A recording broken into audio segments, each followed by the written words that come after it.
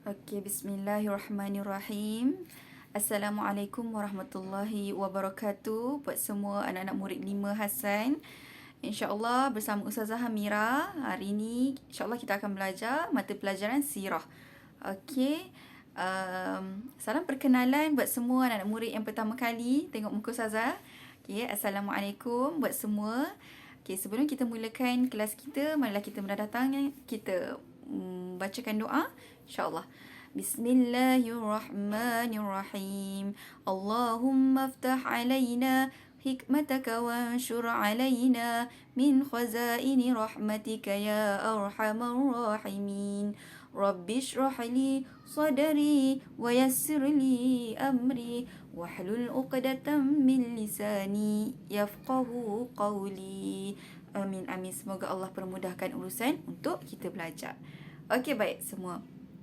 Jadi insyaAllah kita akan mulakan dengan pelajaran yang pertama untuk sirah tahun 5. Ya. Okey, yang bertajuk apa anak-anak murid? Yang bertajuk perkembangan agama Islam. Jadi kita tengok 1.1 ya, sudut akidah. Macam mana perkembangan dari sudut akidah itu berlaku. Okay, jadi kita tengok, okay, sebelum kedatangan Islam, apa yang berlaku? Okay, kalau kita tengok, masyarakat Arab dikenali sebagai masyarakat jahiliyah. Jahiliyah. Apa maksud jahiliyah? Saudara terconteng dah. Jahiliyah bermaksud tidak tahu dan sesat daripada agama Samawi. Tak tahu. Jadi tak tahu. Agama Samawi itu pula agama apa? Agama langit. Bermakna agama daripada Allah Subhanahu wa Ta'ala. Okay, itu bermaksud jahiliyah. Okey. Jadi, poin yang kedua kalau kita tengok, masyarakat jahiliyah mempunyai pelbagai kepercayaan. Antaranya, okay, ada yang sembah berhala, sembah matahari, bulan, bintang, tumbuh-tumbuhan dan macam-macam lagi. Ya, agama Kristian, Yahudi, golongan yang tak percayakan Tuhan pun ada juga. Dan yang kalau kita baca kat sini, menyembah roh. Roh tu apa? Sembah roh Kalau zaman sekarang ni, sembah apa? Hantu kan? Dan kalau kita tengok, menyembah pokok besar. Jadi macam-macam kepercayaan pada zaman jahiliah dulu, sebelum Islam datang pada umat Islam. Okay, kita tengok poin yang ketiga. Selama 13 tahun Nabi Muhammad sallallahu alaihi wasallam berdakwah di Mekah, baginda menerima pelbagai tekanan, ancaman dan tak dapat sokongan yang ramai. Maksudnya dia kata hanya lebih kurang 100 orang sahaja yang beriman kepada Allah.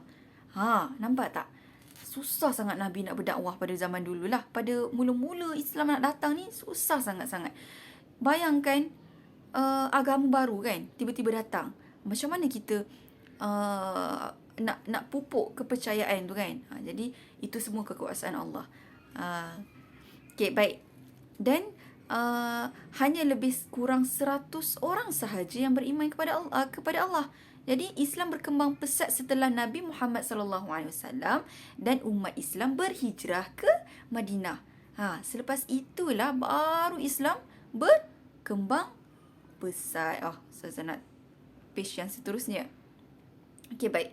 Hijrah Nabi Muhammad sallallahu alaihi wasallam ke Madinah, apa tujuannya? Kalau kita tengok poin yang keempat, dia bertujuan menuntut keredaan Allah dan mengembangkan agama Islam. Ini yang paling penting. Sebab apa? Kenapa Nabi Muhammad dan orang Islam yang dulu ni sanggup berhijrah daripada Mekah ke Madinah? Jauh. Anak-anak murid yang saya sayang, perjalanan yang sangat jauh. Dan mereka, baginda dan para sahabat orang Islam dulu hanya berjalan kaki. Kalau kita tengok zaman sekarang ni, orang yang pergi umrah, pergi haji, dia boleh naik bas kan? Naik bas daripada Mekah ke Madinah, daripada Madinah ke Mekah, boleh naik bas. Tapi tidak berlaku pada zaman dahulu. Pada zaman dahulu kena jalan kaki, merentas padang pasir, dan pengalaman saya sendiri bukan hanya sekadar padang pasir. Sepanjang perjalanan tu penuh dengan bukit-bukit yang banyak. Maksudnya perjalanan tu banyak liku-liku. Bukan hanya straight je tak. Okey, bukit bukau kan. Jadi dengan panas matahari, panas yang teriknya dan sebagainya lah. So, banyak sangat cubaan dan dugaan yang Nabi Muhammad dan para sahabat dulu lalui lah. Okay, jadi Madinah, kenapa Madinah? Kerana Madinah adalah tempat yang paling sesuai untuk menyebarkan agama Islam kerana penduduk di situ lebih memahami selok-belok agama, khususnya kaum Yahudi. Itu sebabnya. Okey, baik. So, dah cepat sangat ke? Okey, next. Kalau kita tengok tu ada gambar kan. Itu mungkin salah satu berhala kan.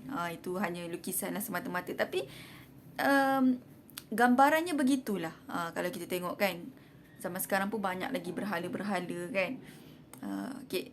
Jadi yang keenam, pada awal dakwah Nabi Muhammad sallallahu alaihi wasallam, baginda menekankan perihal akidah. Akidah itu sangat penting bagi Nabi. Ya, sebab apa? Iaitu kepercayaan yang bersesuaian dengan fitrah hidup manusia. Kalau kita tak ada akidah, kita tak ada kepercayaan yang kuat kepada Allah. Maksudnya kita tak faham betul-betul kenapa aku Islam.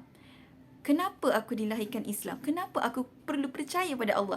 Kenapa aku perlu percaya pada Rasulullah sallallahu alaihi wasallam sebagai utusan Allah? Jadi itu perlu dititik beratkan dahulu. Okey, baik. Setelah akidah mereka kepada Allah kuat, Nabi Muhammad menyeru supaya mereka beriman kepada malaikat. Beriman kepada Rasul, beriman kepada kitab, beriman kepada hari kiamat dan beriman kepada qada dan qada. Maksudnya kepada Allah dulu. Lepas dah percaya betul-betul kepada Allah, kemudian Rasul, kemudian kitab, kemudian hari kiamat dan kemudian barulah qada dan qada. Sebab apa? Percaya Allah dahulu. Ya, maksudnya percaya bahawa Allah adalah Tuhan. Kita sebagai hamba. Jadi, apa tugas hamba? Tugas hamba adalah beribadat kepada Allah. Ya. Okey, baik.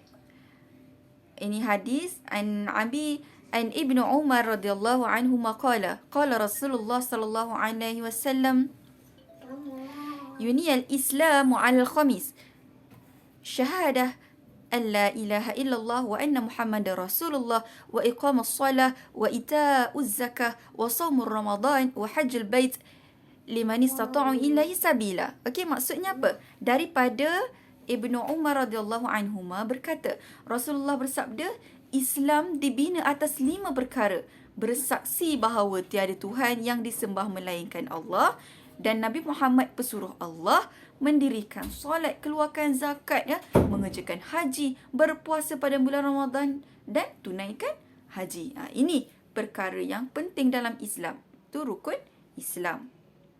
Okey, baik. Okey, kita tengok sikit lagi. Selepas kedatangan Islam, apa pula berlaku? Tadi kita dah belajar sebelum kedatangan Islam macam mana daripada orang-orang Arab ni berasal daripada orang-orang yang menyembah berhala, maksudnya jahiliah, tak tahu ataupun sesat mengenai agama Allah, iaitu agama samawi, langit lah, agama langit. Okey, baik. Jadi selepas kedatangan Islam, apa yang berlaku? Beriman kepada Allah. Poin yang pertama, kalau kita tengok, Nabi Muhammad sallallahu alaihi wasallam diutus untuk menyeru manusia mentauhidkan Allah. Untuk mentauhidkan Allah dulu. Macam tadilah, macam saya kata tadi, yang paling penting adalah kita percaya yang Allah itu adalah satu.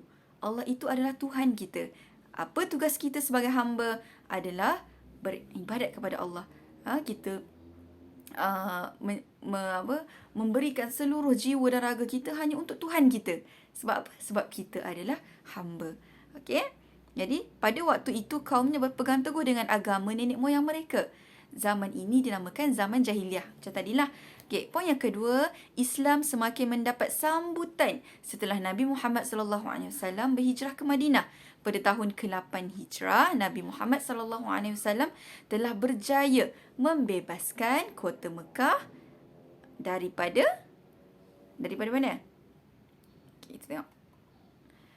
Daripada cengkaman kaum kafir Quraisy. Setelah 8 Hijrah, setelah tahun ke-8 Hijrah berhijrah, barulah Nabi Muhammad dan para sahabat berjaya membebaskan bumi Mekah daripada cengkaman orang kafir.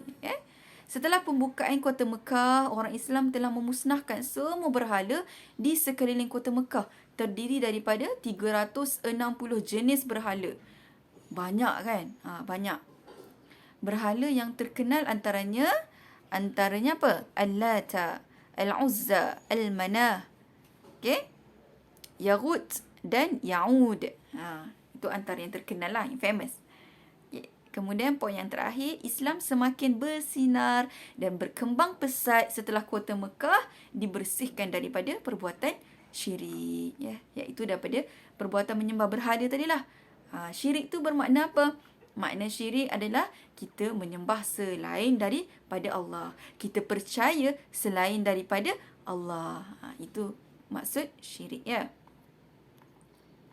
Okey.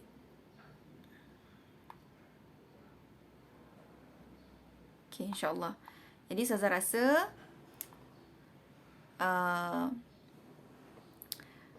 okey, tak apa, kita sambung sikit lagi, ya. Poin yang seterusnya pada muka surat 5, Nabi Muhammad menyeru mereka mentauhidkan Allah dan menerima Islam sebagai agama yang menjamin kehidupan dunia dan akhirat. Nabi nak orang Islam percaya yang tu dulu.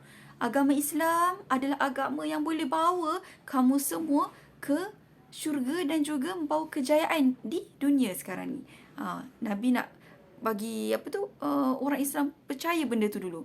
Kemudian baginda juga mengingatkan mereka tentang hari akhirat dan hari pembalasan syurga dan neraka. Iaitu setiap amalan dihitung di akhirat kelak. Okay? Masyarakat jahiliah telah beriman kepada Allah dan percaya adanya wahyu dan hari kiamat. Kemudian yang terakhir, ketika berdakwah, Nabi sentiasa menyampaikan berita gembira berkaitan Islam. Baginda mengajak masyarakat Arab memikirkan tentang mengenal Allah dan kejadian alam. Okay. Baginda sentiasa menunjukkan contoh dan teladan yang baik. Okay. Jadi, faham semua? Maksudnya apa? Yang paling penting adalah unsur akidah. Itu yang paling penting. Dalam perkembangan pada awal-awal Islam dulu, sebelum kedatangan Islam sampai dah adanya Islam, apa yang paling penting adalah akidah. Akidah bermaksud apa? Keyakinan hati kita kepada Allah. Keyakinan bahawa Allah adalah Tuhan kita yang Maha Esa. Keyakinan bahawa kita adalah hamba-Nya. Ya. Okay, jadi saya rasa insyaAllah ini saja untuk pelajaran kita petang ni. InsyaAllah nanti kita akan sambung lagi. Ya, kalau kita tengok tadi, tajuknya beriman kepada malaikat. Okay, jadi itu saja daripada Ustazah. Maaf salah silap, ya. Okey, insyaAllah kita jumpa lagi pada kelas yang akan datang.